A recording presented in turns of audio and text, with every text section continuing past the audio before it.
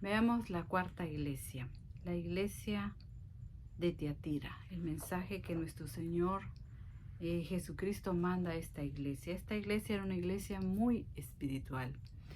Y mire cómo se presenta nuestro Señor Jesucristo.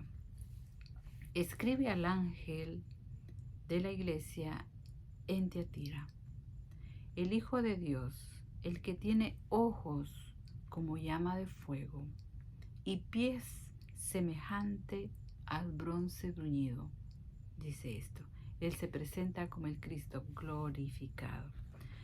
Y aquí también la elogia y le dice: yo conozco tus obras, Tiatira. Conozco el amor y fe y servicio y tu paciencia, y que tus obras postreras, mire cómo dice, son más que las primeras. Contrario de Éfeso, ¿verdad? Éfeso iba menguando, esta iba ascendente. Pero las obras primeras, las últimas obras eran mejores que las primeras. Era una iglesia que estaba haciendo un trabajo como al Señor le agrada. Pero hay pecado terrible que no deja que la iglesia se desarrolle como el Señor quiere, que impacte al mundo como el Señor quiere. ¿Se recuerdan cuando la iglesia nació, cuando vino en la unción, la llenura del Espíritu Santo, y el apóstol Pedro predica un sermón y se convierten de una sola y primera vez 3,000 hombres? Y seguramente fueron más, porque recuérdense que en esa época no contaban las mujeres ni los niños, ¿verdad? Imagínense si yo digo que fueron muchos, muchos los que reconocieron a Jesús como su Señor y Salvador. Pero también esta iglesia tiene un pecado, tiene una falla. Pero tengo unas pocas cosas contra ti. Miren, que toleras que esa mujer Jezabel, que se dice ser profetisa, enseña y seduce a mis siervos a fornicar y a cometer cosas sacrificadas a los ídolos. Miren qué tremendo. Nuestro Señor Jesucristo cita aquí a Jezabel, pero no es que sea la mujer en sí, es la potestad que se manifestaba en esa mujer. Ustedes conocen la historia de Jezabel. Ella sedujo al rey de Israel, que era Acab, a la idolatría. Contaminó la tierra del Señor de una manera increíble. Miren, metió al templo del Señor a Baal y a Sera para que le rindieran adoración en el templo de Dios. Y el pueblo lo consintió, la idolatría.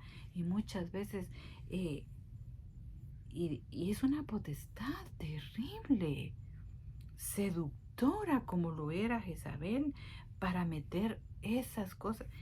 Miren cómo era la iglesia de Tiatira, llena de amor, llena de fe, servicial, con su paciencia. Sus obras postreras eran mejor las primeras, pero tenía ese bicho ahí, esa Jezabel, tenía esa potestad inmunda dentro de la iglesia y lo toleraba. Miren qué tremendo esto. Y mire lo que dice en el verso 21. Y he dado tiempo para que se arrepienta, pero no quiere arrepentirse de fornicación. Miren qué tremendo. Y ustedes saben que la fornicación es idolatría. Idolatraban dentro de la iglesia de Cristo. Esta es la iglesia de Cristo. No es otra iglesia, es la iglesia de nuestro Señor Jesucristo. Y miren, uno cuando lee la historia de Israel dice: ala, Israel, ¿cómo pudo hacerle eso al Señor sin darnos cuenta que también nosotros podemos estar haciendo lo mismo, teniendo ídolos? A veces idolatramos a nuestros hijos, idolatramos a nuestro trabajo, ¿verdad? Preferimos eso, anteponemos eso antes que a Dios.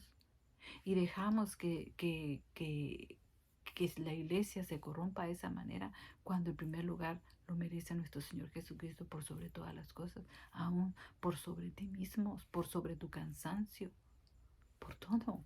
Mire, mi amado hermano, hay muchas formas de idolatrar,